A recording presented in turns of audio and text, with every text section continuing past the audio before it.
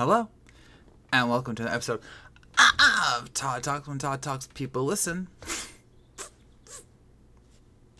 Forgot my sign. Hopefully.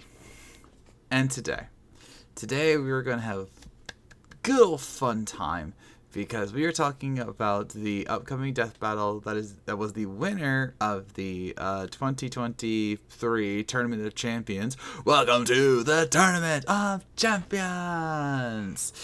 Yeah, if I had the graphic and I had After Effects still, I would have played that. But yes, it is time to talk about Wile E. Coyote versus Tomcat. And yeah, this was a fun one to research. And by research, I mean look up wikis and then watch a bunch of Looney Tunes and Tom and Jerry cartoons. Now, unlike with Scooby Carrot, I have not watched the entire collection. I do not have the time, especially this weekend. And there's just way too much to watch, even with them being bite-sized episodes at times. So I've done my best to look up these two and see exactly what they can do and cannot do. I know I've missed a lot, especially because of the newer iterations, but I will do my best. So, we will start, of course, with Wile E. Coyote. Genius. So, I'm going to go a little different path than what Death Battle did because they talked about coyotes in mythology. I'm going to talk about Wile E. Coyote in reality. And by that I mean talking about the one and only, the legendary late animator, Chuck Jones. If you don't know who Chuck Jones is, you're a heathen and you should be ashamed of yourselves. No, I'm joking. Chuck Jones is one of the great creators and minds behind the Looney Tunes and even Tom and Jerry, and helped animate some of their best works. In fact, the original Wile E. Coyote Roadrunner cartoons was done by him and his crew for years. And it was noted that when another team took over, they didn't have the quality of the Chuck Jones crew because they were hastily animated. They didn't have the good musical quality, and they even lacked part of the story. How do you screw up the story of a Wile E. Coyote Roadrunner cartoon? Well, Warner Brothers found a way, so you could say that this is life going in circles in terms of quality. Anyway, so how did this all happen? Well, apparently Chuck Jones was reading a Samuel Clemens book, aka Mark Twain, and Twain defined the Wile E. Coyote, actual coyote in one of his stories as being always hungry and being like the perfect representation for trying to achieve a goal. Because if a coyote is always hungry, they're always going to try and get their prey so that they can eat. And at that time, Tom and Jerry, who I will get to, had already been on the air for a few years. So Chuck Jones took the coyote idea and then threw in the Roadrunner to be a kind of a counter to the cat and mouse cartoon, literally, and to show something a bit different. And obviously it worked because they're iconic. Wile E. Coyote and Roadrunner are freaking iconic. They were in Space Jam, the actual Space Jam, not the LeBron one. I don't recognize that as fact. It didn't happen. We all just dreamed it. Stop trying to put LeBron against Sora. Stop it. But they are legendary characters. They've been in all sorts of cartoons and movies and crossovers. They were in Animaniacs. They were in Freakazoid. They were, even if you remember the Lunatics Unleashed cartoon, that was a trip. Someone was high on acid. But curiously and hilariously, Chuck Jones actually put some of himself into Wile E. Coyote. No, not because he wants to eat Roadrunner and never got to catch one. It's because Chuck Jones was apparently rather inept at building things and using tools properly. Like, he couldn't do projects properly around his own house, so he's like, I'm going to have the coyote do that. And history was made. See? You always put yourself into the characters you make. So, as we all know, the plot of a Wile E. Coyote Roadrunner cartoon is simplicity itself. All you have to do is have Coyote go after the Roadrunner, and Toon Force antics and hilarity ensue. In fact, and while this is a bit, we'll call this unconfirmed canon, there were rules. I'm looking at a picture. There were rules that Chuck Jones and his animation crew followed when trying to make their Wile E. Coyote cartoons. Now, again, some dispute it, and some of these rules have been broken, but these are the general guidelines. So, the Roadrunner cannot harm the Coyote except by going beep beep. Yeah, that's been broken, but who cares? No outside force can harm the Coyote, only his own ineptitude or the failure of Acme products. Trains and trucks were the exception from time to time. Obviously, this got broken a few times, but that they actually did pretty well with that one. The Coyote could stop at any time if he wasn't a fanatic. Again, ultimate caricature of Driven. No dialogue ever, except beeping and yowling in pain. This was obviously broken, especially when Wile E. Coyote went up against Bugs Bunny and constantly talked. He had that personality, I am Wile E. Coyote, genius, and you are about to be my next meal. Do not try to escape. I am stronger, smarter, and got into college while you couldn't even get into kindergarten. So, per rules, I will give you 2 minutes to say your prayers, or something like that. I didn't memorize the whole monologue. What do you want from me? Let's see. The Roadrunner must stay on the road for no other reason than he's a Roadrunner. Get it? Yeah, they broke that, obviously. But still. All action must be confined to the natural environment of the two characters, the Southwest American desert. They broke this once because Wile E. Coyote dug his way to China. All tools, weapons, or mechanical conveniences must be attained from Acme. This has been broken a few times, but obviously he's the Acme dude. Whenever possible, make gravity the Coyote's greatest enemy. Yeah. This was so prolific in the cartoons that it's literally been defined as a Wile E. Coyote moment when you step out on a ledge and you don't fall because you don't realize you're not on the ledge anymore. And you just hover there until you realize, I'm about to fall. One of my favorite all-time Looney Tunes moments was Wile E. Coyote has the Roadrunner on a cliff. He uses a saw to cut the cliff so that the edge that the Roadrunner is on will fall, and he finally wins. Except the part of the cliff, the massive amount of rock that Wile E is on, falls instead, which makes no gosh dang sense. And Wile E looks at the camera and goes, "This breaks the laws of physics." Cut back up to the Roadrunner, holding up a sign, "I never read the laws of physics." You can't be affected by what you don't know. Let's see. The Coyote is always more humiliated than harmed by his failures, which Death Battle has talked about. And, the audience's sympathy must remain with the Coyote. Yeah, basically, you sympathize because all he wants to do is catch the dang Roadrunner, but he never can. And then the final rule 11 was the Coyote can catch the Roadrunner but never eat him. There have been very specific circumstances where Wile E has caught the Roadrunner. I will get to that in a bit. So, using both his own animal skills and the endless supply of Acme products, Wile E. Coyote has tried his hardest to catch the Roadrunner over the years. So why has he failed? It depends on, obviously, the continuity, which will obviously apply to Tomcat as well. In the Death Battle preview, they highlight how the Acme board is actually run by Roadrunners. That is not fully canon, as proven by Looney Tunes Back in Action, where we see the actual head of Acme, Dana Carvey, and there are other times when it's just, Acme products just suck. Are you talking about fun with this? I'm having to debate. I'm having to break down Wile E. Coyote and Acme logic. This is a great day. So, another thing that's curious about the Acme products is that, to be clear, while a lot of them backfire on Wile E, some of them work exactly as advertised. For example, you might remember a classic one with earthquake pills, where basically Wile E gets to vibrate, no jokes, of so much that he creates earthquakes because of just the force of him hitting the ground. And that worked. It absolutely did that. Except it doesn't work on Roadrunners. The effects will hurt the ground, but the ground will not hurt Roadrunners, apparently. Okay. And there were other times where he would get rocket gear, like a rocket sled. and it would work. It would absolutely rocket Wile E across the desert and across roads and train tracks and whatever.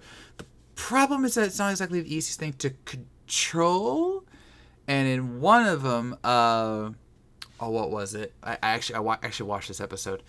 It was a race.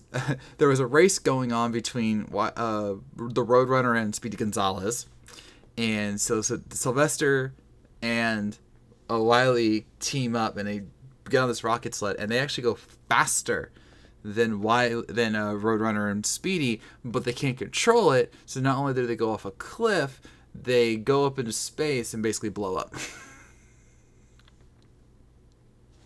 I mean, it worked. It just, didn't do what it wasn't as they hoped. And that's the real crux of the thing, is that Wile E just has the dumbest and worst luck ever, right? I mean, he builds things and he sets them up perfectly. Like, let's be clear here. While Wile E's IQ is maybe not genius level, he's not an idiot.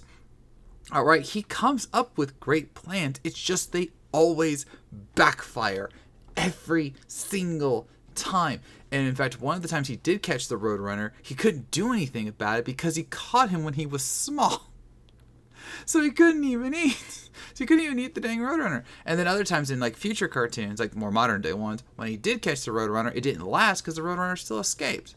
So he's got like this horrible record of building these incredible contraptions, doing them exactly as they were supposed to. And then, like, say, with his catapult, he'll pull the rope, nothing happens, and he's like, why isn't this working? The Roadrunner flashes by, beep, beep, runs off, and then before he can even try and take off after him, the catapult will accidentally or intentionally go off, and then Wile E's caught under a rock or launched into the air or whatever, just because that's what the gag is. The gag is that even if he builds it absolutely perfectly or does exactly as he is told, the thing will always backfire in some unintended way, and that's what makes it hilarious. All right? If you don't believe me, in the Fairly Odd Parents, they actually did a bit where Timmy Turner loses all of his emotion, so he's basically just like a cold logic brain. And he straight up calls out Looney Tunes and says, the reason that the Roadrunner never gets caught is because that'll end the cartoon. And he's right, because we all know the Roadrunner's never going to get caught, or maybe not even get close. But we want to watch it, and we want to see how close he gets. And then we sympathize with Wile E when it all fails. It's hilarious. It's classic. It's Looney Tunes, ladies and gentlemen. So good. And yes, in the comics and the video games and the side material, the movies, he's gotten anything from magic items to cloning rays to death rays to bombs, or other kinds of explosives, guns of various kinds. He's used cannons. He's used basic bow and arrows. He's used slingshots. He'll use whatever he thinks he can get to finally catch the dang Roadrunner. It never works, but we are always rooting for Coyote. And if you don't believe me, just look up the saga of Coyote versus Acme. Yeah, screw you, Warner Brothers. They tried to bury that movie. The fans refused. We got it. We did a fan movement. Even the voice actor for Bugs and Daffy Duck petitioned to help get this movie released, and sure enough, we're gonna get it. And I think it's gonna be hilarious, I'm sure. And if not, at least we stuck it to Warner Brothers. And isn't that just the way it should be? They know what they've done to Looney Tunes. They know what they've done. So Wile E will keep chasing that Roadrunner because that's what he is, genius or not. He'll always fail, but we're always going to support him. We love you, Wile E. All right, that's all, folks. All right, now we go to the one and only Tomcat. So yes, as I noted earlier, Tom and Jerry actually happened before Wile E. Coyote versus the Roadrunner by about a few years. And much like Boomstick said, that their origins were much different. than it's Tom versus Jerry as in English versus the Germans. No, that wasn't it, and I'm glad that wasn't it. That would actually kind of be kind of mean, especially given that Jerry wins like 95% of the time. So that would have been the kind of the wrong message, especially in America. I'm just saying. So talking about Tomcat is interesting because as I remembered while watching the cartoons and reading the wiki, Tomcat initially was just a cat. Like if you go back to like the earliest, like we're talking like the earliest Tom and Jerry cartoons. Well, Jerry was always Jerry, for lack of a better term.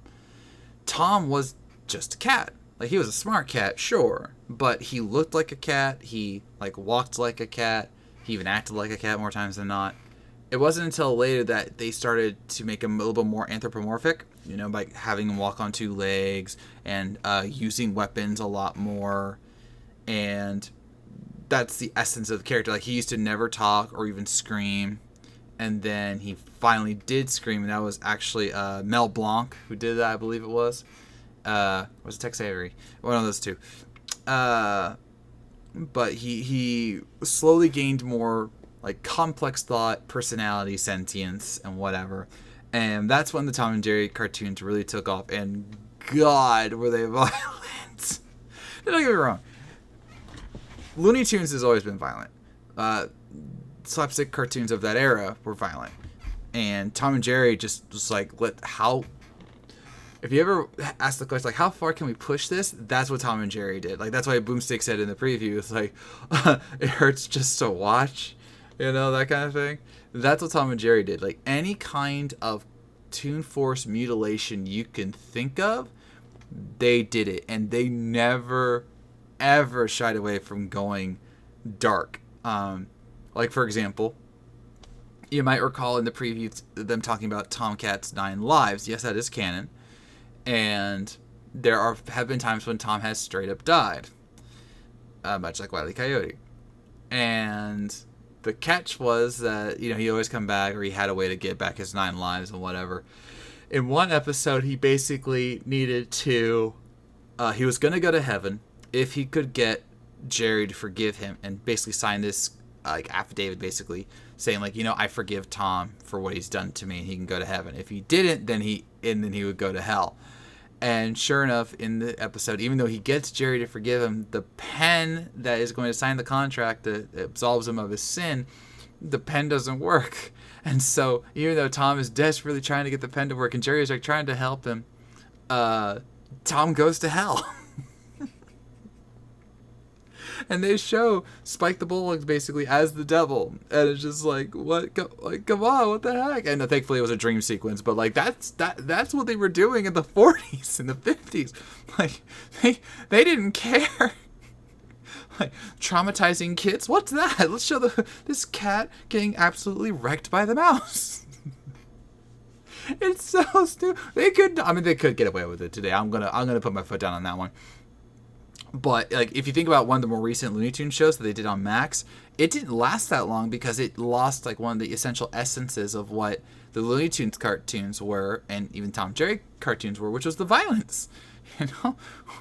Yes, does that make us sickos, as us AEW fans would say, because we love the violence? Sure, but it doesn't mean we want it to stop. And we all, and I remember, just like Wile E, Tom would always come back and continue the chase. I mean, the worst that ever happened to him that was canonical, outside of his death, was that he would just scream in pain, or he'd be burnt to a cinder, or he'd be squished, or whatever. He always came back. That was the fun. It was like, we knew that no matter how much pain Tomcat went through, he'd always find a way to go back after Jerry. Now, unlike Wile E. Coyote, Tom is more of a he's like a MacGyver. He's very much, I'm going to use what's around me and we'll see what it works, versus Wile E, who's more of a planner. So to quote a certain Death Battle Discord pitch, one of them is the A-Team, one of them is MacGyver, except it doesn't always work out for either side. But with Tom, he's more than willing to just use whatever he can have on hand to just bash, wreck, hit, throw, catch Jerry. And it works more than you think because Tom Cat is incredibly skilled. I don't think that gets stated enough because we always think, oh, he never catches Jerry. Well, he does, and I'll get to that. But there are times when he's doing things that are even beyond Toon Force in some instances, and yeah, he pulls it off flawlessly. I'll give you a great example. Before they announced the release date for this episode, I was thinking about a Wile E. Coyote versus Tomcat because we were talking about it in Discord, and I kid you not, I went onto Blue Sky where you can find me. Look me up, Todd Black. And there's a scene where in the house where Tom and Jerry live, the whole floor gets turned to ice. Okay? And Jerry's with like one of the many tiny mouses he's had over the years. And they're like basically ice skating throughout the house, right? Tom is straight up Olympic style skating in the house, avoiding obstacles and like inches away from Jerry. And he's doing it with his hands behind his back and smiling with his eyes closed. So he is skating Olympic style in this house and could have caught Jerry at any moment in time. And the only reason he didn't was because he was arrogant. He got hit by an ironing board that Jerry pulled down, and then other things happened. But like he could have caught him right then and there. Tom is brilliant. And he's shown that many, many times. A classic one that I watched before I came over to the video was Jerry had basically gotten Tom to be his butler because Spike Bulldog would come and beat up Tom anytime Jerry rang the bell. A while passes, then Tom reads in the paper that dogs have to be kept on a leash. Like, it's a law. You cannot have the dog off the leash. So Tom, being Tom, sees this opportunity, goes to Spike. Sure enough, he's on the leash, and he pretends to try to help get Spike out of there. And Spike is like, we can't break it. So Tom measures the rope, goes out, puts a line in the sand. Toon Force stretches, slams Spike with a paper or something, and Spike goes da da da da da da, like Tom's right here, da da da da da da, and Tom goes whoosh. Whoosh, whoosh, whoosh. And he's doing it with his eyes closed again, including one point grabbing a piece of wood, putting it in front of Spike's head. Spike gnaws the wood until it becomes a baseball bat, and Tom goes whack. And he does this with minimal movement and his eyes closed. Like, that's just how smart he is. All right. The problem is that he's reckless and he's arrogant. All right. He doesn't. When he has the plan at times and he enacts it, it can work or it can backfire, sure, but other times he just rushes right in or he doesn't seize the opportunity, like with the ice skating incident. He could have totally caught the two mice, but he didn't. So that obviously hurts him a lot. But and then because of their various shenanigans in animated movies and spin-offs and live action things, no, I did not watch the live action movie that happened a couple of years back. They didn't understand that story either. How do you mess up the story of Tom and Jerry? But he's had, magic, he's had epic tech, he's had super race cars. The race car one where they're like racing around the world, the super fantastic race, is like one of the coolest things ever. And it's so dark, alright? They straight up kill like every other racer not named Tom and Jerry. They have one get eaten by a mermaid because the mermaid's a monster.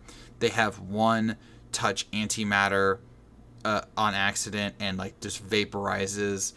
It's hilarious. And so I'm glad some people still know the true glory of Tom and Jerry, and it's in the violence. But the question you might have is, has Tom caught Jerry? Yes. Multiple times. Yes. Yet 95% of the time, as I said earlier, Tom loses in a spectacular fashion. He's forced to, tail between his legs and whatever. Other times, though, he has legitimately caught Jerry to the point where Jerry can't fight back against Tom in one form or another. Here's two examples that I saw in my research. Tom is going fishing. He has to get past Spike Bulldog to get to the fishing spot, and sure enough, he was able to do so. Tom puts down the rod. He goes to his bait box. He opens it up, and there's, like lines, reels, whatever. And then at the very end is a thing called live bait. And guess who's the live bait? It's Jerry. And so he goes, here's my Jerry. And Jerry wakes up regretfully, goes like this, and then allows Tom to hook him so he can use his live bait. Another time in one of the older cartoons, Tom was not only the master of his domain, but he had Jerry so whipped, literally, that he summoned him with a string that was wrapped around Jerry's waist. Jerry could have gotten out of that at any time, but instead he would pull Jerry to him and then order him around. And the only reason that this stopped was because Tom got jealous of a new kitten that had been brought into the house by the owner, and then that led Jerry to like, okay, now I'm gonna go fight back against Tom because he's trying to hurt this kitten. But Tom had won. Tom had straight up made him a servant. So Tom has won. And that's the key difference right there. It doesn't happen often. And there are even times when Tom and Jerry have had to team up with one another to go defeat things, whether it was Spike, Bulldog for whatever reason, or certain humans or other menaces that have happened. And Tom's skills go far beyond what you'd think, including because of it being a cartoon, they've jumped back in time, and he was a musketeer at one point, and he's done some crazy things. But we love Tomcat, and sometimes Jerry is a dick. Like, let's be honest here. Much like with Wile E. Coyote, people sympathize with Tom, but the difference here is that the Roadrunner is just being the Roadrunner by, mocking Wile E because he's always chasing him, always fails. Jerry sometimes straight up tortures Tom, all right? He tries to get Tom to do things that he sometimes doesn't even want to, and he mocks him, he just berates him, and he physically tortures him and whatever, because Jerry sometimes is a dick. And when those episodes happen, Tom gets the win. Other times when Tom is the instigator, which is again like 95% of the time, Tom never wins. Or he'll get like a short-term win, and then it'll get taken away from him because Jerry pulls a fast one, or Spike comes into play, or something Tom could never have foreseen comes into it. Also, I want to call it one more Tom and Jerry cartoon that'll forever be on my mind because of the scarring that it did to me. Basically, we get an episode where Jerry is not narrating Tom's life in recent times, and Tom had fallen in love with another cat, and he tried to do everything for her, including basically signing away his life to get like the tiniest little engagement ring, and it doesn't work. And so Tom goes on a train track and just sits there waiting for the train to come. And Jerry's like, he feels bad for Tom. He's like, it cost him an arm, cost him a leg. And it's just going on and on. And then Jerry looks over and he sees that his girlfriend's run off with another mouse, and he's just like, goes to the train track and he joins Tom in his suicide pact. I'm just like, that's dark. I'm laughing, but it's dark. So yeah. Tom may not get the victories all the time, but he'll keep trying to catch that dang Jerry Mouse. And as long as we keep laughing and enjoying their eternal struggle, we're going to keep getting Tom and Jerry cartoons. And I would love to be a writer on one day. Oh, to dream. So, who wins in a fight between Wile E. Coyote and Tomcat? Now, I know a lot of you out there, fairly so, are wondering, why isn't this just another Scooby Courage fight where they can't kill each other? The difference here is a couple fold. Now, yes, I fully acknowledge, and I'll even state right now, this match could absolutely end in a tie. There are ways that this could end in a tie depending on certain interpretations and which lore they define as canon or supplemental material. You noticed in the Wile E preview, they used Baby Looney Tunes as his origin story, where, not everyone's going to count that as canon, but, take that at what you will. The difference here is that these characters have died. Scooby Courage implied that they died, but they never did. Like with Courage blowing himself up with not even ash remaining, and then he popped in good as new. They implied that they died, but that was just their body control, showing that, they could take any damage. Wile E and Tom have both died. And I watched the cartoons that this happened in. Multiple times, Wile E gets destroyed by, like, literally going up into the sky and blowing up. You saw the one where he became the Constellation? That was actually a canonical death. And then the race that I told you one where he teamed up with Sylvester, that also led him to getting blown up in the sky. And then they just ended the cartoon implying that he died. Tom has lost his 9 lives in the past. But he could also refill them with that potion or go into hell to get them all back. So, even with Looney DNA and Toon Force, they can die. It's just really, really hard. So, who wins? Well, I think it's actually pretty clear cut, but not for the reason you think. If we're talking about arsenals, they actually have a lot of the same things with some key differences, obviously. Wile E has Acme, and Tom usually just gets what he can around him, with some small exceptions. Like, he got a magic broom once because he used to be housed by a witch. It's a pretty good broom.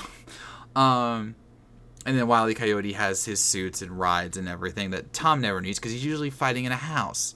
So there are some key differences here in terms of arsenals. But what really matters here is who actually wins in their own struggles. Not Tom versus Wile E, Tom versus Jerry, and Wile E versus the Roadrunner. Wile E never wins. That's the joke.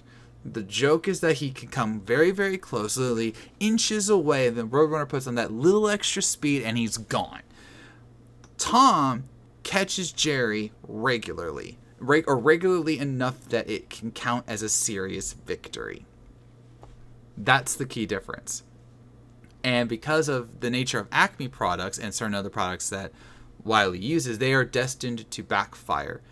And he can say, but that only works against the Roadrunner. Like, no. He's gone up against Daffy Duck, he's gone up against Bugs Bunny, and he's gone up against some others even. And it never works out. Even in the live action movies, we see him go after Brendan Fraser's character, and it never works out. That's the joke. Tom can get the victory, and as I showed in those cartoons I talked about, has gotten the victory to the point where Jerry had literally given up on trying to fight back against Tom until other circumstances gave him the inspiration to fight.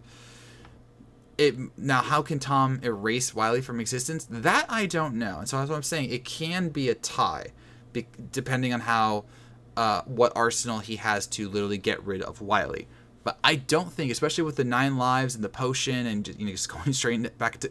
I mean, how many times have I said hell in this episode? And it matters because that's an actual thing that happens to Tom Cat. And I didn't expect this to be over 30 minutes, and yet we're here, so there you go. But there's nothing that Wile E could use against Tom that would work because of the nature of Acme products and the fact that Tom is smart enough, not unlike the Roadrunner, to avoid certain things. Tom is reckless to get into them, sure, but sometimes it won't even affect him, which is why I'm fascinated by the concepts of concepts in my mind about what this battle is going to be, because obviously some traps are going to work, but then it's not going to matter because they both have Toon Force. So I feel that if there is someone who can win, it is Tom Cat, because between his, the extra material and his basically truly unending life, because again, 9 lives and all that, he can find a way to win, even if it's just waiting for Coyote to kill himself on accident. It wouldn't be the weirdest way for him to go. So, nearly 35 minutes in, I am picking Tom Cat to beat Wile E Coyote. If it's a tie, I am calling that a win because I acknowledge, much like Scooby Courage, where I also said that could be tie, the tie could happen, but if there is a winner, I'm picking Tom Cat. And with that, I am ending this episode of Todd Talk. Who do you think is going to win between Wile E Coyote and Tom Cat? And are you as excited as I am to see old school tunes go at it in Death Battle? I can't wait. This is going to be awesome. Hopefully. Please, Luis. I never doubt you, but I'm asking for like that extra special, that secret stuff from Space Jam. I want you to drink it, Luis, and then make this even more epic than we can possibly imagine. This could be peak. we could be on the verge of peak. So, fingers crossed. So, I thank you for watching. If you made it this far, I know you were listening, and I'll see you around.